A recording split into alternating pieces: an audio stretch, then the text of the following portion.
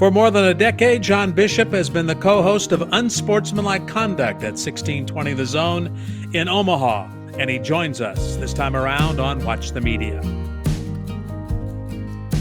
Radio. Let's talk some radio, shall we? How about some radio sports with a guy who's been doing it for, I guess, around 30 years or so. I don't want to put you on the spot about that, but I know your sidekick, your partner, Josh, kind of always does that. So John Bishop has been the co-host of Unsportsmanlike Conduct at 1620 The Zone for more than a decade, well over a decade. But before that, worked in Lincoln, and he's a Nebraska guy, and he's been good enough to spend some time with us. Thanks. Hey, John, appreciate it. Good to be here. Thanks. You're not only coming into your busy season, which is Husker football. Of course, you talk Husker football around the calendar around here. Yeah. But you've got hoops coming up pretty soon, too. So now you're getting like double whammy here pretty soon, aren't you? Yeah. We've been meeting, this week. There's a bunch of functions coming up, Creighton basketball functions that I'm going to be a part of. And then, the exhibition season, we have exhibition games again. And against, named teams. So that's in less than a month. So it's all coming up really, really fast. I'm already behind on doing my new charts for the season. So I got something to do during the idle weekend. So for more than a decade, the voice of Creighton Blue Jays basketball, and for about 20 years or so, voice of Creighton Blue Jays baseball. So and then you do the College World Series and I don't know, what did I miss on your resume here? I mean, those are the things I'm doing now. Once upon a time, I did the state basketball tournaments on TV for 10-11 when they had the rights, and I've done work for NET, sidebar stuff, worked on Shrine Bowls, on state championship games, a lot of different stuff, done stuff for the Big East Digital Network. So, it's a little bit of everything, over the years, but the main thing has been radio. TV's kind of still a side business, believe it or not. Some of us are still radio people first, so we kind of roll with it, especially in this day and age where you don't know where radio's going. Yeah, I'm going to talk about that in a couple of minutes here because it's always intriguing.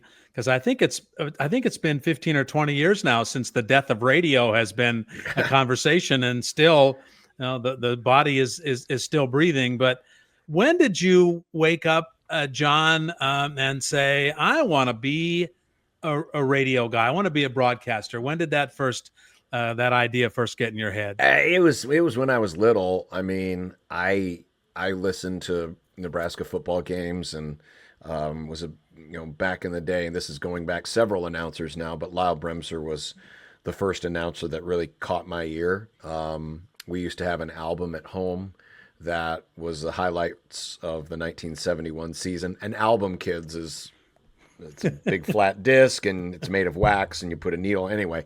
But that and it kind of attracted me from the very beginning, listening to games on the radio, and you do your own little mimic broadcasting. I used to make up my own, little football league and call the games and things like that. And that I always called that my informal beginning in the whole thing. So, I mean, it's really been since I was in grade school that I thought that sports broadcasting was an endeavor that I would get involved with, because I was never a great athlete, never thought I was going to be, scholarship material anywhere, or certainly playing professionally. So, I figured if I was going to be a part of this cool thing called sports, which I've always been I've been a football fan, NASCAR fan, baseball fan, basketball fan since I was very young.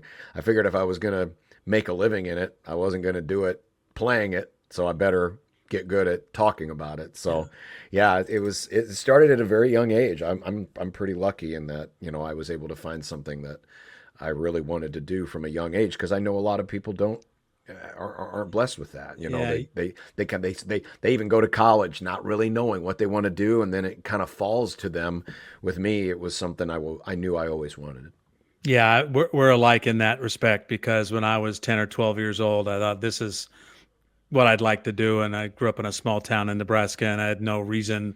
We had no radio, no TV. It was all shipped in from someplace else. It's just an idea you get in your head, and it just doesn't go away. It's great. No, it really doesn't, and it's sometimes it can be a blessing and a curse because it's a curse because if you don't have a job, then it's like what else am I good at? I've never thought about anything else but doing what I do. Now I've done other things in broadcasting. Obviously, you can't just start calling games the minute you get into the business. I've done news. I've done, you know, morning shows. I've done, producing and all the little, the stuff that you do as you work your way up the ladder. But there's always been a sports element to anything that I've ever done. There's always been a connection. Even when I was doing morning radio in Lincoln, I still did the state tournament games on 10-11, or filled in on an occasional high school broadcast or whatever, because I never wanted to stray too far from what I got into the business in the first place. Yeah. Do you ever at this point in your career have to sort of psych yourself up to get up and go do it? Or do you still have that feeling every morning that this is what I do and I'm going to go do it and I don't want to be anywhere else and do anything else? There's always times when, some mornings where you're like, man, do I really want to go in and talk about that game the other night? It's like that with anything, but I would like to think that those days are far fewer than the ones where, I'm really excited to get up and, do my job, when I have games to look forward to. It's hard work. It can take a lot of hours. And with my travel, I'm still living in Lincoln, but driving to Omaha, it can take a little bit out of you. But yeah, I don't, I sometimes remind myself, like it was one thing my dad told me when I was very young, that you need to find something you love to do and do it well. Because he had a job he didn't like. He was a blue collar worker and didn't, he kind of woke up dreading to go to work every morning, and I never wanted to do that. And I don't do that. I've never done that. The only times I've ever dreaded going to work were the days after my team lost, and I knew I was going to have to talk about it, but that's so minor compared to a lot of other problems in life. So no, I've never regretted my decision for 1 minute. When you say my team's lost, you're not necessarily talking about the Huskers. You might be talking about the Cubs or somebody else like that. I could be talking about Creighton. I could be talking about the Rams. I could be talking about the Cubs. The Rams choked a game earlier this week. I wasn't very happy about that. But yeah, it's fun in what we do, in sports talk where, we can have fun with it. We've always had the philosophy, and we've talked about this before, John, that, our philosophy on our show is that sports is fun because that's what it has to be. It's an entertainment vehicle. It's a distraction vehicle from, the everyday life. That's what people use it for. And so if you take it too seriously, it loses the meaning of what it's supposed to be about. So we've always had the philosophy on our show is to have fun with it first. And even when it is serious, and we have talked serious issues, that we don't dwell on it particularly long, because we know at the end of the day what we're talking about really doesn't matter in the great scheme of things. Yeah, that's a good attitude. And also you do 4 hours live 5 days a week, and then you guys rotate your post Huskers adventure. I guess you're in that rotation as well, right? Yeah. Doing the post game show. Now, that might be the one thing we're not as excited about doing is the post game show.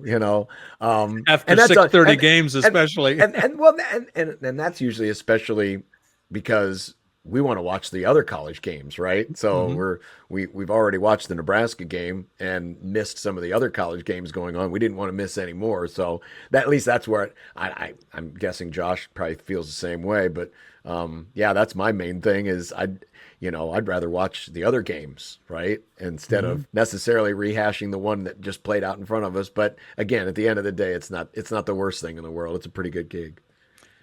Yeah, I've often thought about this because so many Nebraska fans have seen the game or listened to the game or already talked about it. They've had their phone in their hands the whole time. And I often wonder how much more is there to say after a 4-hour game in which everybody has seen it, or 3.5-hour game that everybody's seen. But we know that there are a lot of people who want to talk about it. So and that pays your bills. And that never used to be the way. I mean, we never, it used to be you got a 15-minute, 30-minute pregame show and a 15-minute, 30-minute postgame show, and that was it. That's all you got. Mm-hmm. And so when we were on the Pinnacle Network at KLIN, that's when the whole reaction period began, where you did a 2-hour call-in show after the game. That was something that wasn't that way when I was growing up. I would have loved something like that growing up, listening to what other people thought. But yeah, and to me, it still feels new, right? But it's been 30 years really since, we kind of took the idea of playing the game and then having a place to talk about it. When I first started at KLIN, I worked some weekends mostly in the evening, and we were an ESPN affiliate. But to be an ESPN affiliate, you only had to carry, well, in fact, they only aired 12 hours of sports talk every weekend. They went from 6 to midnight Saturday and 6 to midnight Sunday. That was it. That was ESPN radio back in 1993, 1994.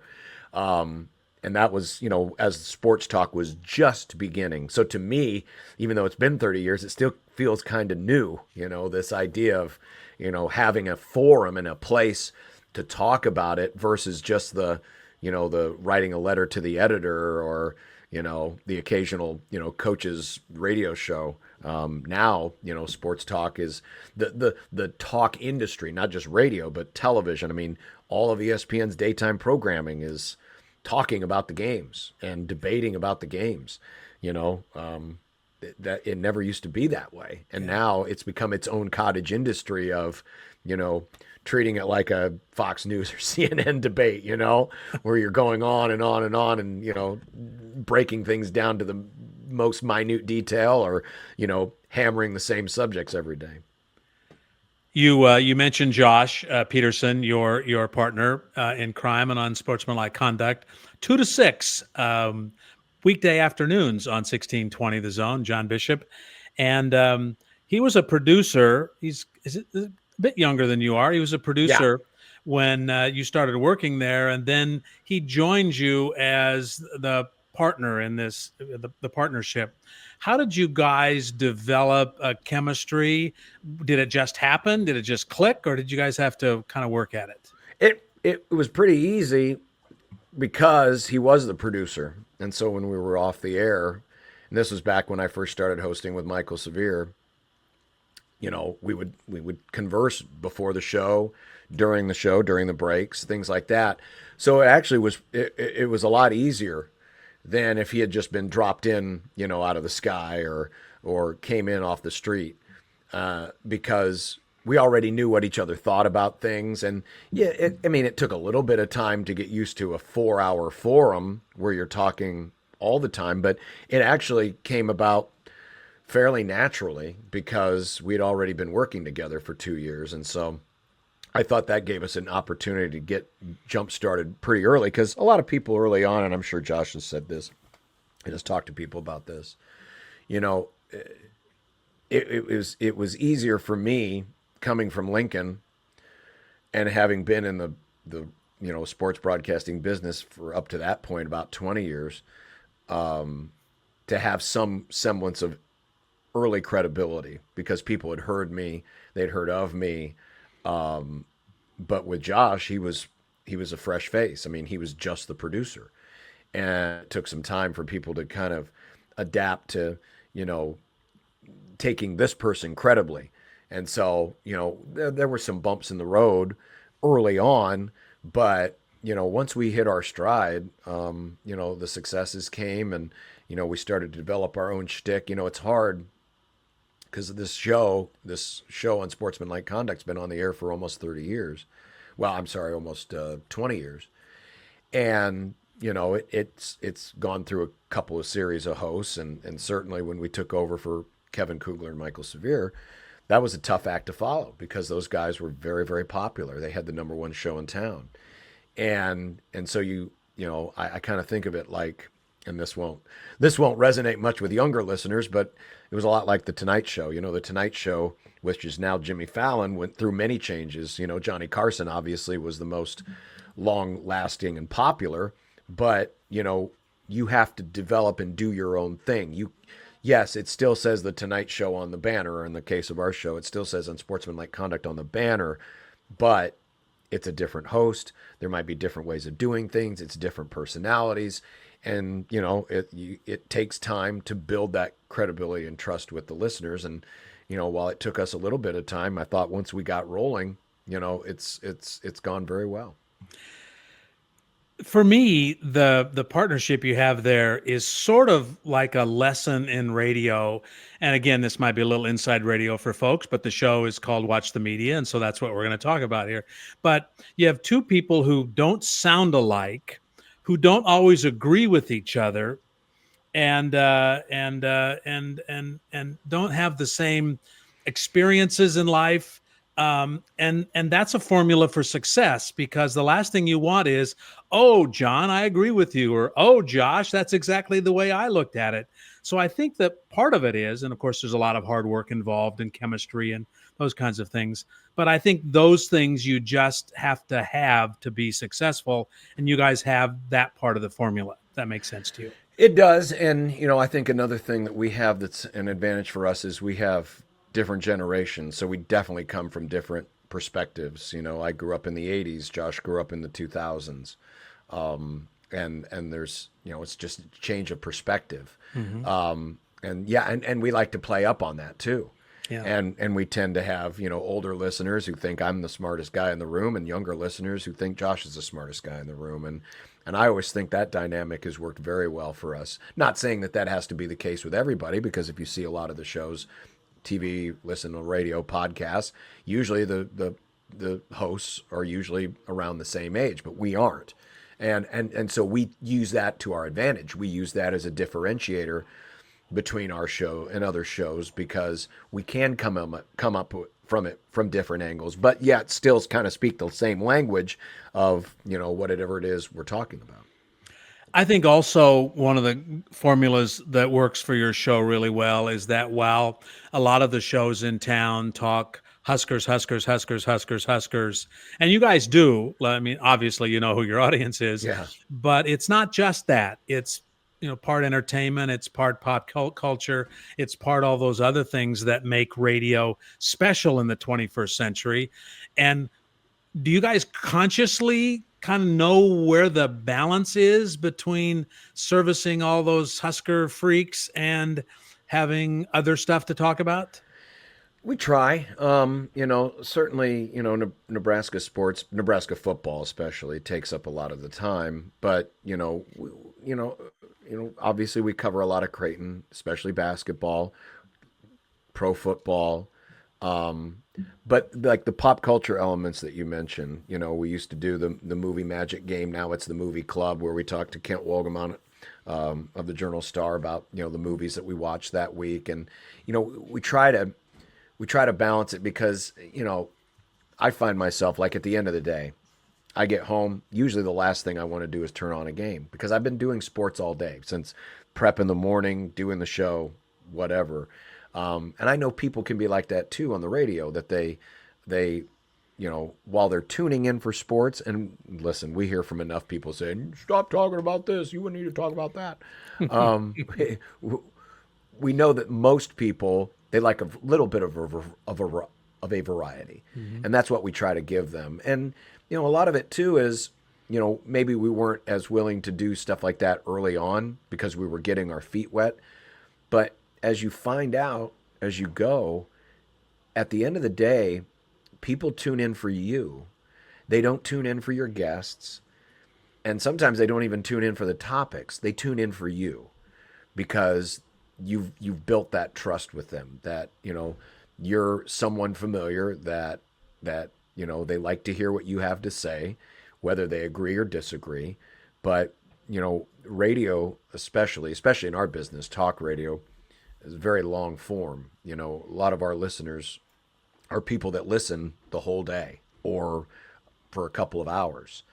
And so building a show can sometimes be a little bit of a challenge, because you always want to hit on the big topics, but at the same time, you don't necessarily want to go down the same road twice, because the listeners that you've carried over are they're gonna be like, hey, you've already talked about this. So there is a bit of a challenge of balancing what to talk about with whom. But I'd like to think that when people just drop in on us, whether it's at 2 o'clock or 3 o'clock or 4 o'clock or 5 o'clock, that they're getting what they came for. But at the end of the day, again, they're coming for you. They're coming for you, the personality. And once you've reached that point, that's when you know you've got a successful show. When people are coming just because they want to hear what you have to say, or they want you to distract them from, whatever it is that they're doing during their busy work day. Yeah. So people like the comfortable shoe, but they also like to be surprised and they like to be certainly entertained. How do you keep it fresh? You're the comfortable shoe, but then how do you keep it fresh for yourself, first of all, and then for the audience? Well, a lot of different segments. I mean, we've got some regular benchmarks, where we steer it in a different direction, and sometimes it can lead to different debates. Like every Thursday, or what is today? Today's Wednesday. Wednesdays we do Fired Up for Football. All we're doing is we're telling you, here's the games on this week, basically being the TV guide. But we turn it into a segment where we argue over, whether or not, this is going to be a good weekend to watch games or a bad weekend to watch games. And, sometimes we branch off into another conversation based on that. And so that's kind of how we keep ourselves going, but then also make it entertaining for the listeners. And we try to build in, several of those benchmarks, whether it be a guest, whether it be a bit or a segment, and have something each week where we know we're changing course, where we know, like this week, for example, a lot of the focus has been on the game against Michigan and the loss against Michigan. But we've got those other benchmarks in there that when we get to the point where it feels like, we're repeating ourselves or we're kind of banging the same drum over and over again, here's a spot where now we can take another direction and kind of freshen things up for a little bit before maybe we come back to what we were talking about earlier. Do you lay your show out pretty tight? I mean, you talked about prep. Do you decide from 2 o'clock to 6 o'clock kind of where you're going to go every 12 or 15 minutes? I mean, I do a rundown, but I find a lot of the times, there are things that you'll get to, but there are times where you won't get to it, Mm-hmm. So I have a general rundown of what we're going to do, but there's some times where a subject will just take over. And so it'll go into another segment or another two segments, and you keep going with it if it's got momentum. And this is where I think, the advantage of radio really comes in, is we can react to things that are happening right now. Mm-hmm. There's news that breaks all the time. Like today, I had no intention of talking about, college football playoff formats, but there was a story that came out that said, they're talking about the college football playoff format, and here's the latest idea that, this conference had. And that became a new segment that was not planned, at 10 o'clock or 11 o'clock in the morning, but then got in there because we have the ability to react to that. And I think, as much as, the world has now gone to podcasting and things like that, I think the advantage we have in radio is we can react to things right now. If a big play happens in a game that's happening while we're on the air, we can talk about it right then and there. You don't have to wait a day for it or a few hours for it or a week for it.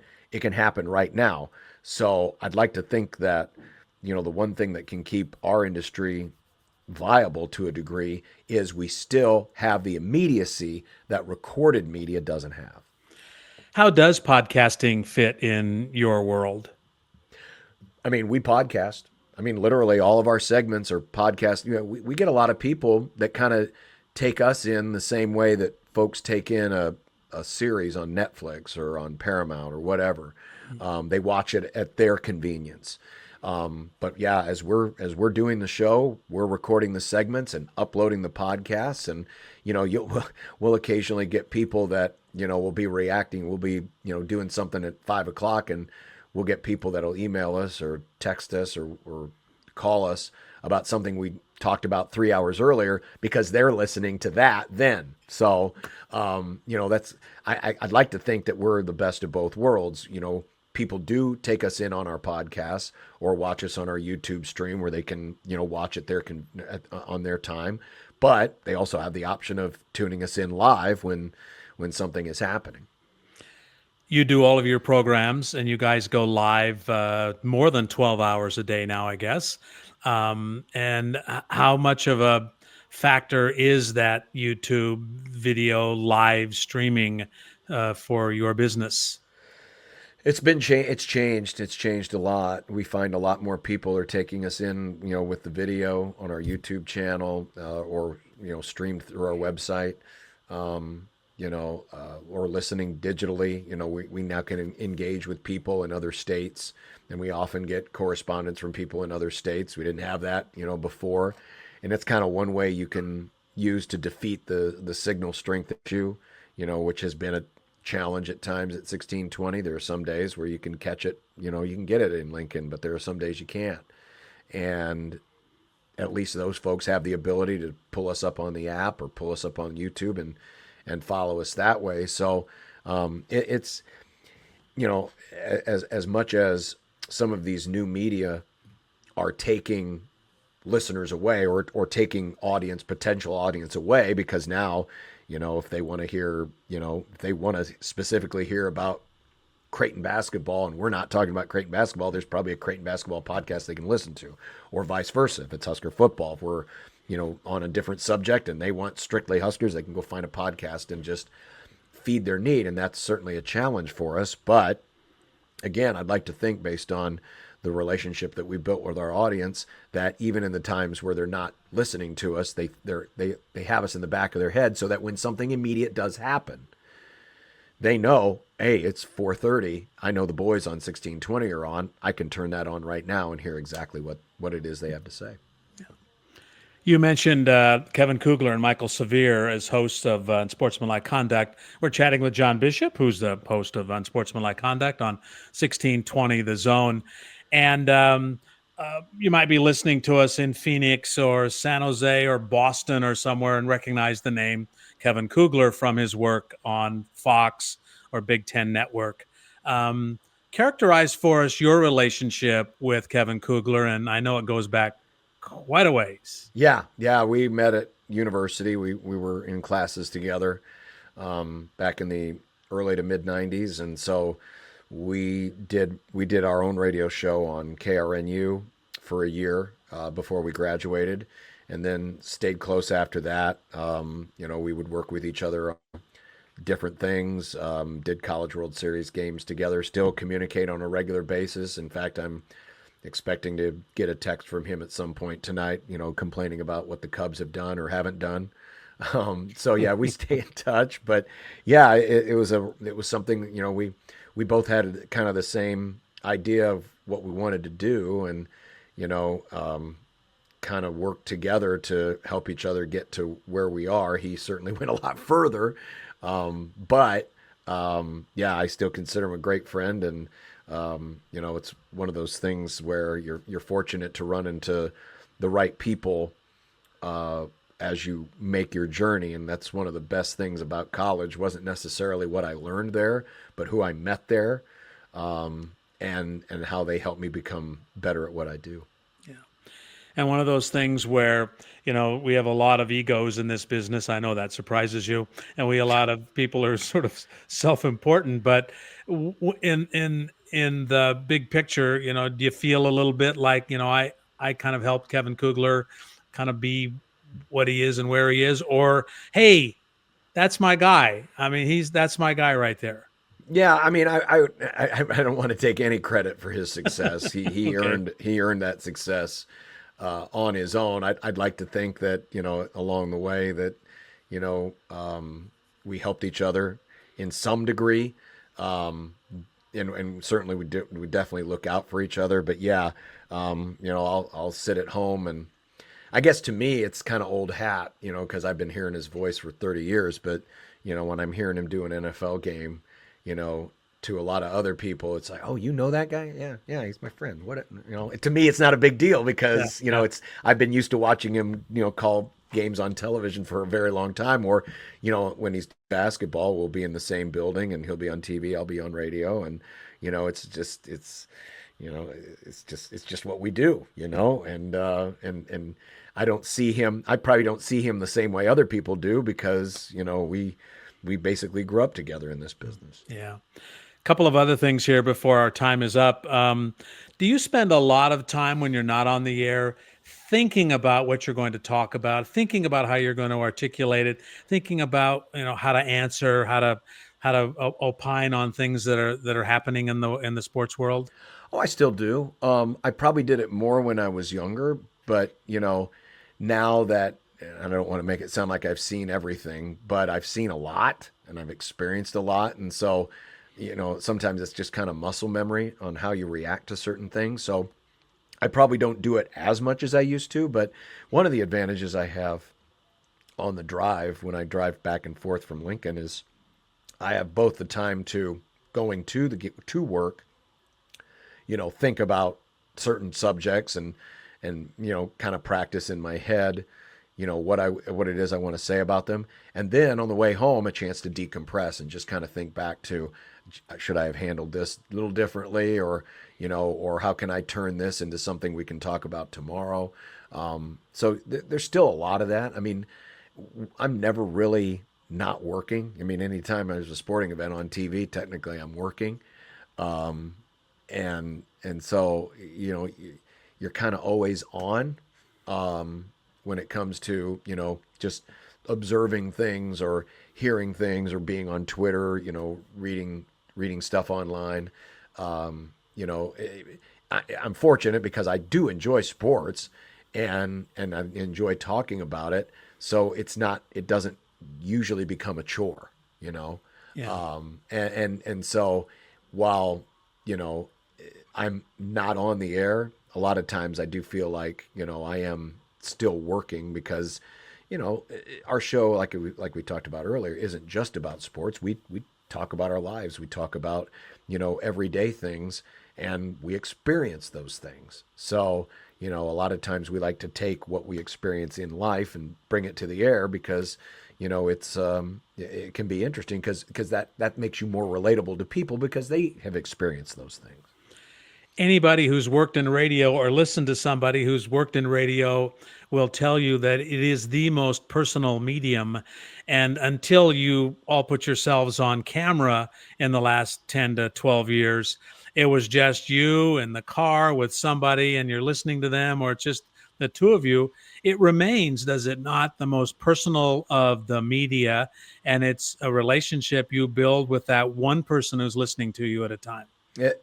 You're exactly right. And it's kind of one of the things I miss about it. Not that I don't like having the YouTube, the ability for people to see who you are, but I heard a story recently from one of our listeners who had a wife who knows, the husband has the show on all the time, and this person happened to be at home one day and had us up on the stream, and the wife came downstairs and said, "Oh, those guys don't look anything like I expected them to." I still like that, Yeah.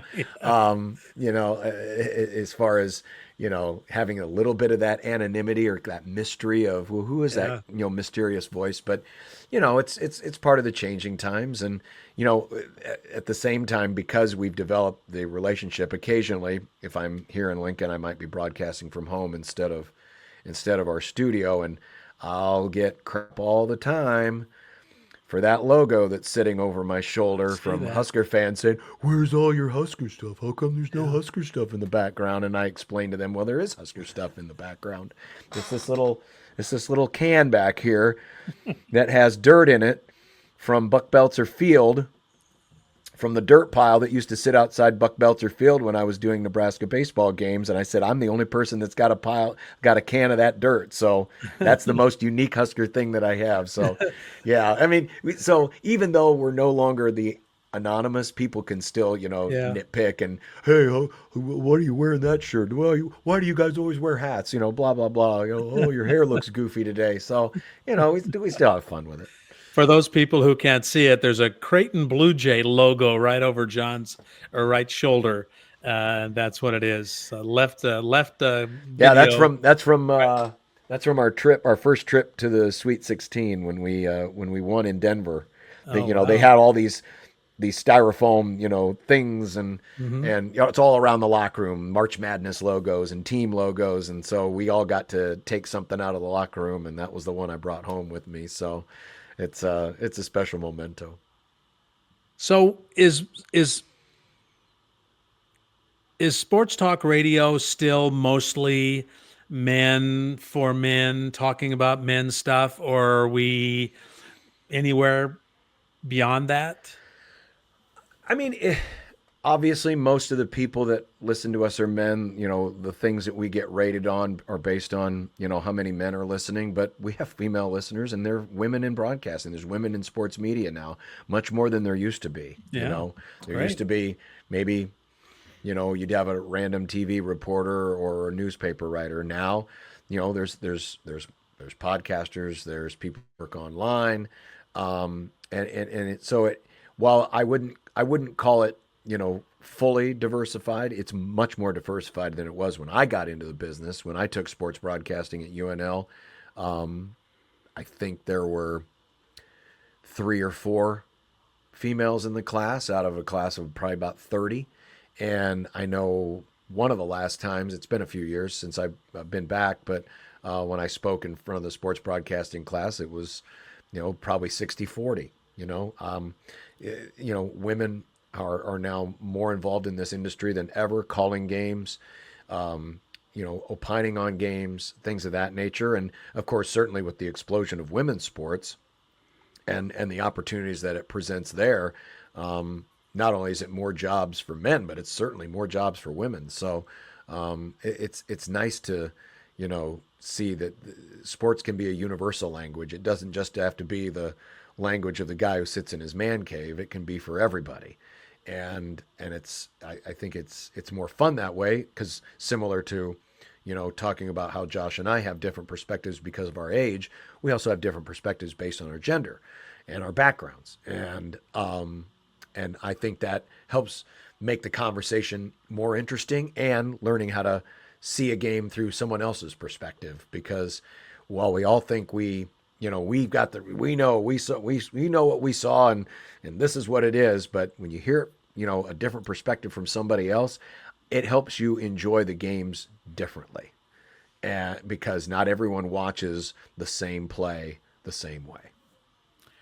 Well, I will tell you, and I'm pretty sure my memory's not that good, but when I took sports broadcasting at the University of Nebraska 50 years ago, I don't think we had any women in our sports broadcasting class. Yeah, So it's changed. It's a different world now, and it's really cool. it is. It is. John, thanks a million for your time. I appreciate it. It's always great to chat with you. John, I appreciate the invitation. Glad that we could make this happen. Absolutely. John Bishop, along with Josh Peterson, the host of Unsportsmanlike Conduct at 1620 The Zone in Omaha, Nebraska. And he's been with us on Watch the Media.